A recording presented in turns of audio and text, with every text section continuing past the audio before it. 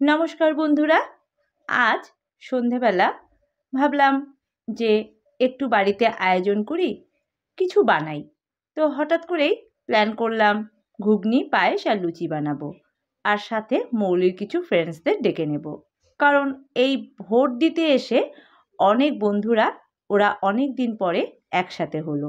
তো সচরাচর এটা হয়ে ওঠে না, কারণ এই পড়াশোনা করতে অনেকেই অনেক জায়গায় ছড়িয়ে ছিটিয়ে এখন থাকে। তাই এই ভোটে ওদের একসাথে হওয়া, আবার কবে একসাথে হবে ওরা জানি না। আর সাথে অঙ্কিতেরও বার্থডে ছিল গতকাল, তো ওটাও একটা সেলিব্রেশন হবে। এই কারণে ঝটপট করে ভোট দিয়ে এসে একটু ক্লান্তই ছিলাম, তাও পায়েসটা বানিয়ে নিলাম। এবার পায়েসটা বানিয়ে নিয়ে আর এক গ্যাসে ঘুগনির যে মটরগুলো আগেই ভিজিয়ে সেদ্ধ করে রেখেছিলাম ওটা মশলা দিয়ে কষিয়ে নিচ্ছি, আর সাথে পায়েসে যা যা দেওয়া আতপ চাল, ঘি, কাজু বাদাম এগুলো সব একের পর এক দিয়ে দিলাম। তো ওদিকে ঘুগনির যে মটর সেটা মশলা দিয়ে ভালো করে কষিয়ে নিয়ে তারপর জল দিয়ে আস্তে আস্তে জলটা ফুটছে। তো এদিকে লুচির যে ময়দা সেটাও খুব তাড়াহুড়ো করে মেখে নিলাম, কারণ অঙ্কিতের একটু সময় কম, ওর আবার আজকে দাদার বার্থডে। তো সেই কারণে ও যাবে সেটা সেলিব্রেশন করতে, তাই একটু তাড়াহুড়াতেই ছিলাম জানেন বন্ধুরা। এই ঝটপট করে আগে অঙ্কিতকে কটা লুচি ভেজে দিলাম, ও আগে কেক কেটে খেয়ে চলে যাক, তারপরে মৌলির যারা যারা বন্ধু বান্ধবীরা রয়েছে তাদের জন্য আস্তে ধীরে আমি বানাবো লুচি। তো ঝটপট করে পাঞ্চালু একটা সুন্দর কেক বানিয়ে দিল, যেটা পাপুদা দিয়ে গেল।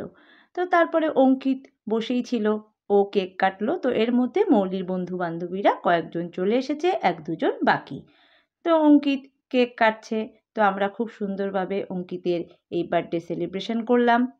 দেখুন একবার অঙ্কিত কি সযত্নে কেকটা কাটছে।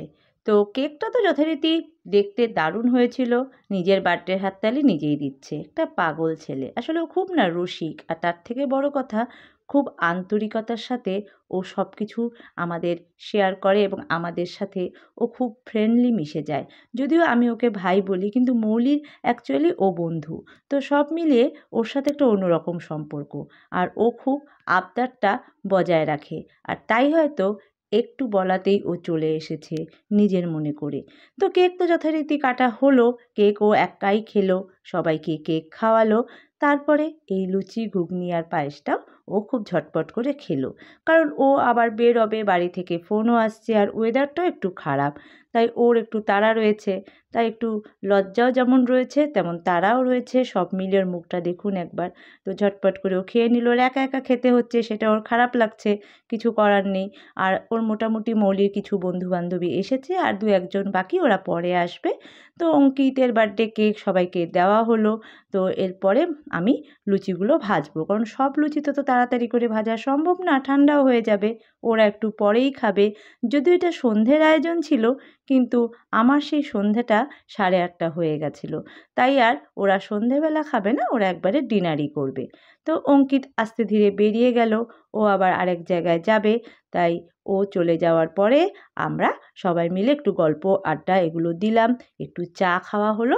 তারপরে আমি লুচিগুলো ঝটপট করে ভেজে নিলাম। তো এতগুলো লুচি ভাজতে একটু টাইম লাগলো, আর সেই টাইমটা মোটামুটি 9:30 হয়ে গেল।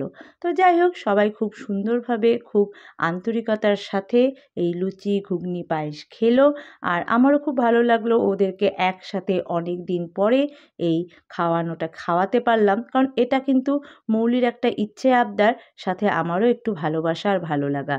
কারণ এই যে যারা বন্ধু বান্ধবীরা রয়েছে মৌলির, এরা ছোট্টবেলা থেকে একসাথে, শুধু পড়াশুনো না, খেলাধুলা, গল্প আড্ডা সব কিছুর সাথে দিন কেটেছে ওদের সাথে। তাই আজকে পড়াশোনার চাপে এক একজন এক এক জায়গায় থাকে ঠিকই, কিন্তু অনেক দিন পরে যখন একসাথে হয় না বন্ধুরা, আমার ছোটোবেলাটা মনে পড়ে যায়। আমি মনে করি যে এই বন্ধু বান্ধবীরা একসাথে হলে যে কতটা ভালো লাগে। যাই হোক, নিজের ভালো লাগাটা মেয়ের বন্ধু বান্ধবীদের সাথে শেয়ার করলাম, আমার ছোটোবেলাটা ফিরে পেলাম। যাই হোক, ওদের খাওয়া হয়ে গেল, রাতও অনেক হয়েছে, তাই মৌলি ওদেরকে এগিয়ে দিতে গেল, আর আমিও আস্তে আস্তে আবার রান্নাঘরে ঢুকলাম, কারণ রান্নার পর তো প্রচুর রান্না থাকে, সেগুলো সারতে হবে। তাই সেগুলো সেরে আস্তে আস্তে আমরাও খাওয়া দাওয়া করলাম। টাটা।